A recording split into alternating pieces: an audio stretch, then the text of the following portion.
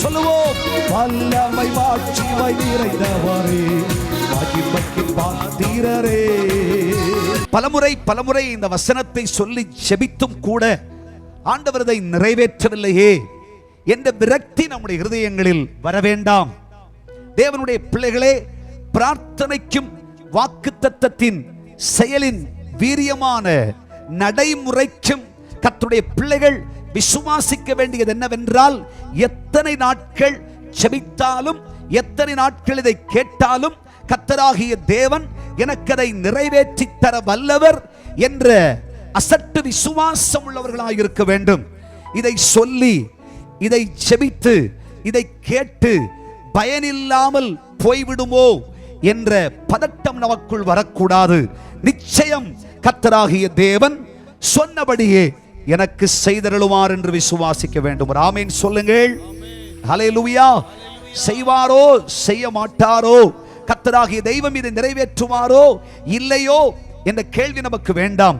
எத்தனை நாட்களாய் ஜெபித்துக் கொண்டிருக்கிறேன், இன்னும் ஜெபிக்க, இன்னும் காலங்கள் காத்திருக்க என்றெல்லாம் இருதயங்களில் விரக்தி பேச்சுகள் பேசக்கூடாது. கர்த்தராகிய தேவன் நம்மை பார்த்து சொல்கிறார், இக்கால சூழ்நிலையில் சோர்ந்து போயிருக்கிறீர்கள், பலர் மனவிசனப்பட்டிருக்கிறீர்கள், பலர் நம்முடைய வாழ்க்கையினுடைய அடுத்த கட்ட கால கதி என்ன என்கிற ஒரு கேள்வியோடு இருக்கிறீர்கள். அநேகருடைய இருதயங்களிலே அழுகையும் துயரமும் கஷ்டமும் இன்னல்களும் தான் ஓடிக்கொண்டிருக்கிறது. என்ன செய்ய தெரியாது. ஐயோ, என்னுடைய குடும்பத்தை குறித்து ஒரு பிரம்மாண்டமான மனக்கோட்டை கட்டி வைத்திருந்தேன். என் பிள்ளைகளுடைய படிப்பை குறித்து எவ்வளவோ ஒரு பெரிய எதிர்பார்ப்பு இருந்தது. என் பிள்ளைகளுடைய திருமண காரியங்களை குறித்து எவ்வளவோ சிந்தித்துக் கொண்டிருந்தேன், எவ்வளவோ பெரிதாக நினைத்தேன்.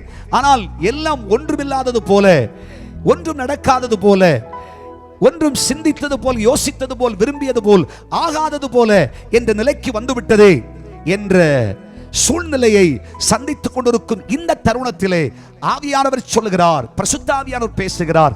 நமக்குள்ள செய்வாடுகிற பரிசுத்த ஆவியானவர், நம்முடைய சுவாச காற்று, நம்முடைய வாழ்வாதாரம், நம்முடைய ஜீவாதாரம், நம்முடைய ஆவியானவர் பேசுகிறார். உன்னுடைய மன விருப்பத்தின்படி நான் உனக்கு தந்தருள வல்லமை உள்ள தெய்வம், நிச்சயமாய் உன் மன விருப்பத்தை நான் நிறைவேற்றி தருவேன். ஆமென் சொல்லுங்கள். உலகத்தில் விருப்பம் இல்லாதவர்கள் என்று சொல்வதற்கு யாரையுமே சொல்ல முடியாது. உணர்வுள்ள எல்லாருக்கும் ஒவ்வொரு விருப்பம் இருக்கிறது. சிறு பிள்ளைகளுக்கு ஏற்ற விருப்பம். சிறு பிள்ளைகளுக்கு என்ன, பள்ளிக்கூடத்தில் லீவு கிடைச்சா நல்லா இருக்கும், நல்ல டாய்ஸ் எல்லாம் வாங்கி வீட்டில் விளையாண்டா நல்லா இருக்கும்னு சின்ன பிள்ளைங்களுடைய விருப்பம். கொஞ்சம் வயது வந்த வாலிப பிள்ளைகளுக்கு, வாலிபர்களுக்கு அங்கே போய் இங்கே போய் ஒரு பைக்கை வாங்கி ஒரு காரை வாங்கி நல்லா சுற்றிட்டு வந்தா நல்லா இருக்குமே அப்படின்ற சில விருப்பங்கள் வாலிபர்களுக்குள்ளே. படித்து முடித்த நிலைக்கு வருகிறவர்களுக்குள்ளே நல்ல வேலை, நல்ல சம்பளம் என்றெல்லாம் வந்து நல்ல ஒரு திருமண வாழ்க்கையெல்லாம் கிடைச்சா அப்படி இப்படி நல்லா இருக்குமே அப்படின்ற எல்லா விருப்பங்கள். 40 வயது நிறையட்டிய உடனே தங்களுடைய வாழ்க்கையில் சம்பாதிக்கல, சேர்த்துக்கணும் அப்படின்ற சில விருப்பங்கள் எல்லாம் வந்துடுது. எப்படியாவது ஒரு வீடை கட்டிடணும், சொத்தை சேர்த்துடணும். ஐயா, ஆண்டவர் பிள்ளைகள் ஆசீர்வாதங்கள் எல்லாம் கொடுத்துருக்காரு, எல்லாம் நிறைய சேர்த்து வச்சுக்கணுன்ற விருப்பங்கள் எல்லாம் வந்துடுது. 50 வந்த உடனே மீண்டும் பயங்கரமான ஆசை வருகிறது.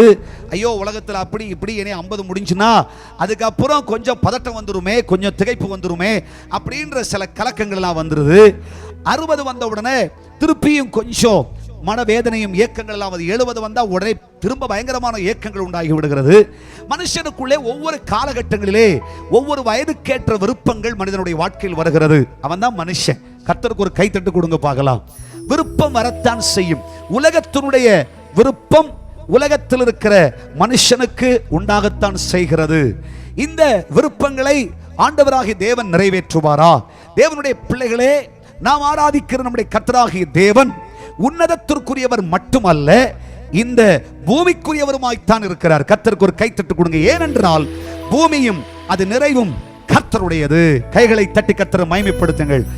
அதனால ஆண்டவராகிய இயேசு கிறிஸ்துவை ஏற்றுக்கிட்டு கர்த்தருக்காக வாழ ஆரம்பிச்சு கிறிஸ்துவ வாழ்க்கையில இருந்தா இந்த உலகத்துல நம்ம ஒண்ணு எதிர்பார்க்க முடியாது, விருப்பத்தை சொல்ல முடியாது, ஆசிக்கிறத கேட்க முடியாது, இதெல்லாம் கர்த்தர் கொடுக்க மாட்டாரு. அப்படிலாம் இல்லை. தேவனுடைய பிள்ளைகளே, ஆபிரகாம் என்ற விசுவாசிகளின் தகப்பனை எப்படி இந்த உலகத்துல பிரபுவா வச்சாரோ அப்படியே உன்னையும் என்னையும் விசுவாசத்திற்கு அழைத்த கர்த்தராகிய தெய்வம் இந்த உலகத்தில் மகா பிரபுவாய் வைப்பார். நம்முடைய விருப்பங்களை நிறைவேற்றி தரத்தான் செய்வார். கர்த்தருடைய வேத புஸ்தகத்தை சுமந்து நடக்கிற கர்த்தருடைய பிள்ளைகளாகிய நாம் இந்த உலகத்தில் குறைவுபட்டவர்களாய் வாழ்வதை தெய்வம் விரும்பவில்லை. நாம் என்ன விரும்பினாலும் நல்ல வீடு, நல்ல வாழ்க்கை, நல்ல சந்தோஷம், நல்ல வாகனம், தேவனுடைய பிள்ளைகளே நல்ல சுகமான வாழ்க்கை, வியாதி இல்லாத ஒரு செல்வம், நல்ல வாழ்க்கை வேண்டும் ஆண்டவரே. கர்த்தர் இதெல்லாம் நமக்கு நிறைவேற்றி தர வல்லவர். கர்த்தராகிய தேவனால் சகலமும் ஆகும். கண்மலையானவரே, என்னை காக்கும் தெய்வம் நீரே. சொல்லுவோம், வல்லமை மாட்சிமை நிறைந்தவரே, மகிமைக்கு பாத்திரரே.